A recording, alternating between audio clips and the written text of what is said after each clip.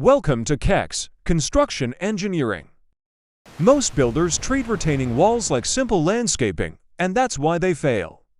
Today, I'm revealing the drainage and reinforcement secrets most contractors skip when constructing retaining wall. If you want a wall that actually lasts, pay attention to these construction secrets. In this step-by-step construction animation, you will master how to build a long-lasting retaining wall. Before heading to the construction site, let's review the structural blueprint. This technical drawing outlines the specific details for our retaining wall. Now, let's move to site. Layout and site marking.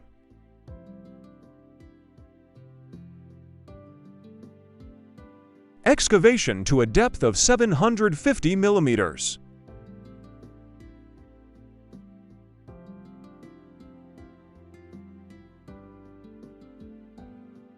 Setting out using the builder's square method.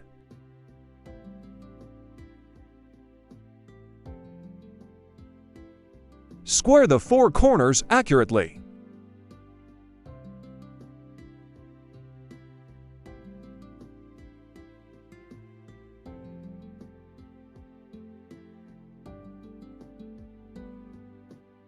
Now, transfer this layout onto the ground and mark accordingly.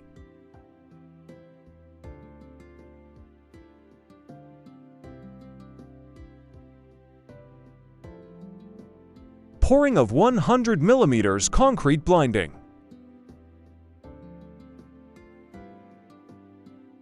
Installation of damp-proof membrane DPM.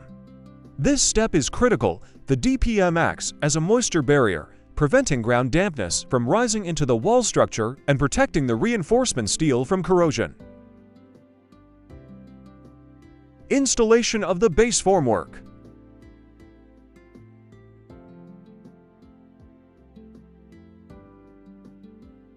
Placing of 50 millimeters concrete cover.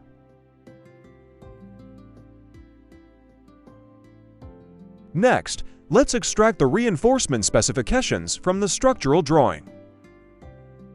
The bottom reinforcement specification requires 16 millimeters diameter bars spaced at 200 millimeters center to center.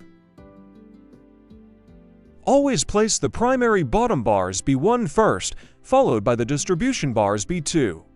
Placing the primary structural steel B1 in the primary bending direction first ensures correct effective depth and load distribution, while the secondary distribution bars B2 help tie the grid together and spread concentrated loads evenly. I upload construction videos here every week. Yes, there are many construction videos on this channel. Go ahead and ask whatever you don't understand. I always reply, thanks. Now, pay close attention to the main vertical rebar specifications. This primary reinforcement resists the heavy bending and overturning moments acting on the retaining wall. The vertical main reinforcement specification requires 20 millimeters diameter bars spaced at 200 millimeters center to center. If this main vertical reinforcement is underdesigned or incorrectly installed on site, the retaining wall becomes vulnerable to this mode of failure. Next, let's proceed with installing the buttress support reinforcement. These vertical support bars are 20 millimeters in diameter. Always reference the structural drawings to ensure all reinforcement is installed correctly.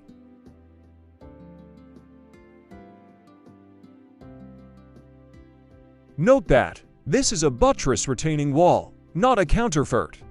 While both use structural webs to resist lateral pressure, a counterfort wall places its supports on the retained soil side in tension, whereas a buttress wall places them on the exposed front face, where they act in compression, like in this case. Next, let's install the secondary vertical wall layer, which requires 16 millimeters diameter bars spaced at 200 millimeters center to center. At the same time, let's review the top reinforcement specifications.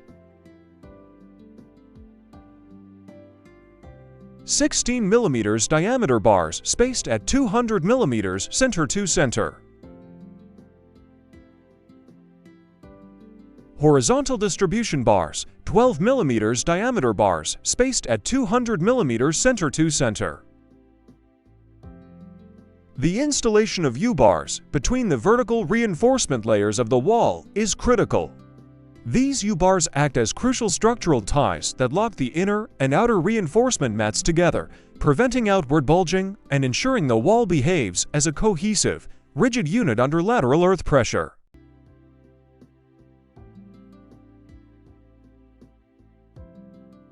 Plumb and ensure that the reinforcement are vertically and horizontally aligned.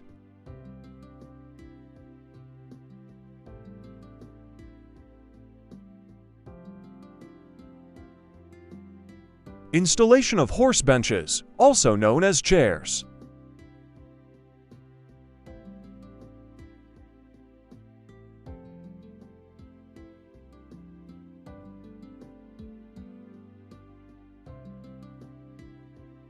Fixing of top reinforcement, 16 mm diameter bar at 200 mm center to center spacing.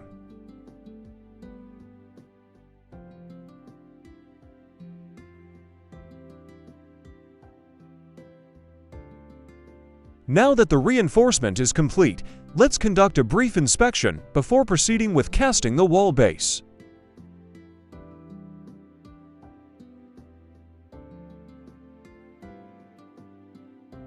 Casting of 500 mm depth concrete base. Ensure proper consolidation and vibration of the concrete. Thorough vibration is essential to eliminate entrapped air voids, ensure the concrete fully encapsulates the dense reinforcement grid, and achieve maximum structural strength and impermeability. Formwork removal.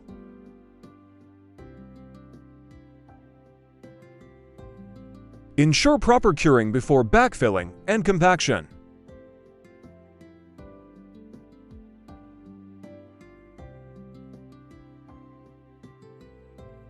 Now, let's start constructing formwork for the retaining wall.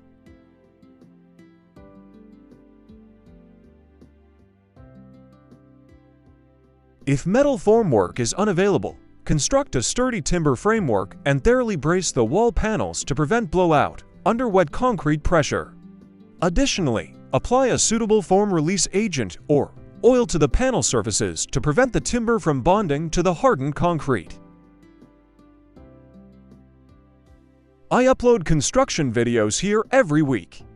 Yes, there are many construction videos on this channel. Go ahead and ask whatever you don't understand. I always reply, thanks.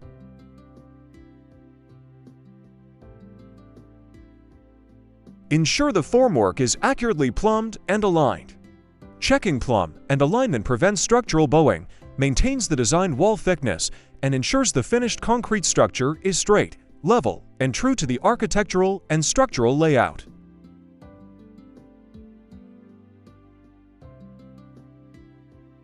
Ensure proper bracing.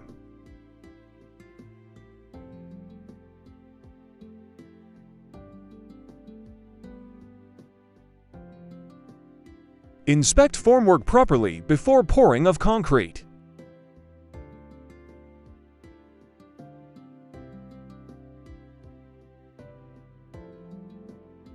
Pouring the 400 mm thick retaining wall concrete.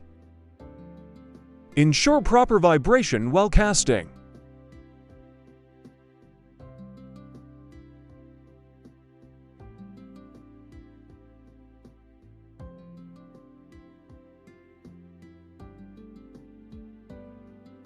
Formwork removal.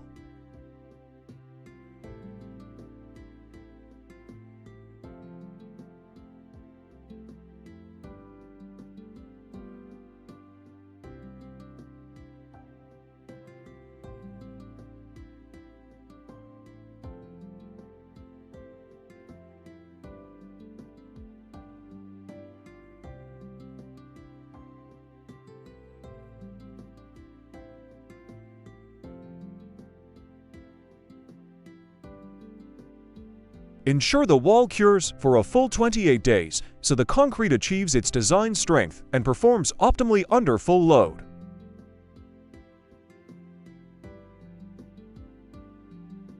Next, this phase is a critical step that is frequently overlooked if not properly supervised.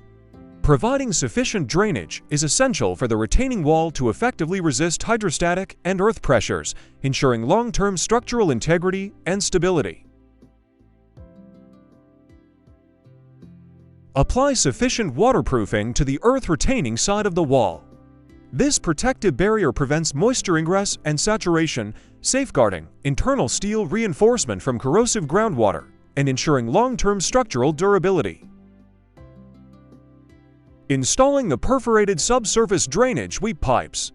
These weep pipes are essential for relieving hydrostatic pressure behind the wall, safely channeling accumulated groundwater away to prevent structural overloading and potential failure. Grade, slope, and bed the perforated drain pipe to ensure efficient gravity drainage. Maintaining a precise downward slope toward the discharge point is critical. Bedding and surrounding the pipe with clean, graded aggregate prevents soil intrusion, ensuring smooth and continuous water flow away from the wall. Execute backfilling carefully, incorporating a geotextile filter fabric layer. This separation layer prevents fine soil particles from migrating into and clogging the clean drainage aggregate, ensuring long-term drainage efficiency and preventing settlement issues behind the wall. Surround the perforated drain pipe entirely with clean, washed gravel. This permeable gravel envelope acts as a primary filter zone, allowing groundwater to flow freely into the drainage network while preventing surrounding fine soils from clogging the pipe. Establish ground cover or vegetation on the finished backfill slope. Planting grass and vegetation establishes an extensive root network that stabilizes the surface soil, prevents erosion from rainwater runoff, and helps manage moisture levels behind the wall. Conclusion: by meticulously following these structural steps, from precise rebar detailing and robust formwork to comprehensive waterproofing and efficient subsurface drainage, you ensure a retaining wall that is resilient, stable, and built to withstand severe earth and hydrostatic pressures for decades. I upload construction videos here every week. Yes, there are many construction videos on this channel. Go ahead and ask whatever you don't understand. I always reply. Thanks. Thanks for watching.